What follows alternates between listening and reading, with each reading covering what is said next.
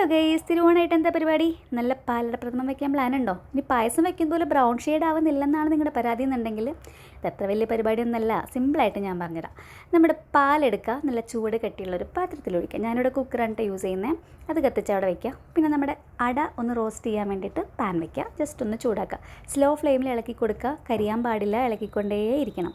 എന്നിട്ട് ഈ ഒരു ഷെയ്ഡാകുമ്പോൾ നമുക്ക് മാറ്റി വയ്ക്കുക. ടടപ്പിൽ നിന്ന് മാറ്റിക്കോ, ചൂടാവണ്ട. പിന്നെ പായസത്തിന് വേണ്ടുന്ന പകുതി പഞ്ചസാര ഇട്ട് കൊടുക്കുക. നല്ലപോലെ ഇളക്കി കൊടുക്കുക. ഫുൾ ടൈം ഇളക്കി കൊടുക്കണം. എന്നിട്ട് നല്ലപോലെ കുറുകി വരുമ്പോൾ നമ്മളുടെ റോസ്റ്റ് ചെയ്ത് വെച്ചിട്ടുള്ള അട അതിലേക്ക് അങ്ങോട്ട് ഇട്ടിട്ട് വീണ്ടും വീണ്ടും വീണ്ടും ഇളക്കി കൊടുക്കുക. പിന്നെ നമ്മൾ ചെയ്യേണ്ടതെന്ന് വെച്ചിട്ടുണ്ടെങ്കിൽ ഒരു പാൻ വെച്ചിട്ട് അതിൽ കുറച്ച് പഞ്ചസാര ഇടുക. ഇത് നമ്മുടെ കാരമലൈസ് ചെയ്യുന്ന പരിപാടി കണ്ടിട്ടുണ്ടോ?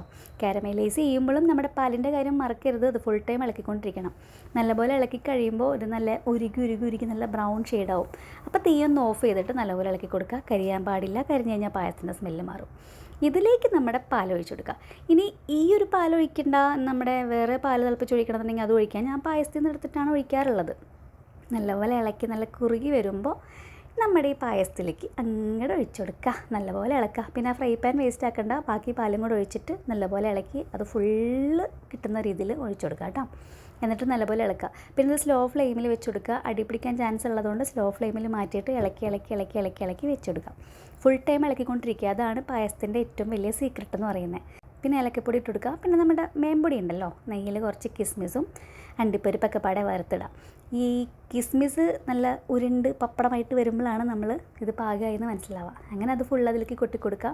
ഇത് കൂടാതെ ഞാൻ കുറച്ച് മേമ്പൊടിക്ക് കുറച്ച് നെയ്യും കൂടി ഇത് ഒഴിക്കാറുണ്ട്. നല്ലപോലെ ഇളക്കി മിക്സാക്കി കഴിഞ്ഞിട്ട് നമുക്ക് ഇളക്കി അങ്ങോട്ട് വിളമ്പാം.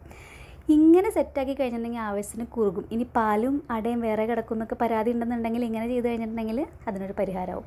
അപ്പം ഇനി ഇതൊന്ന് ട്രൈ ചെയ്തിട്ട് കമൻറ്റ് ചെയ്യാൻ മറക്കണ്ട. അപ്പോൾ എല്ലാവർക്കും ഹാപ്പി ഓണം.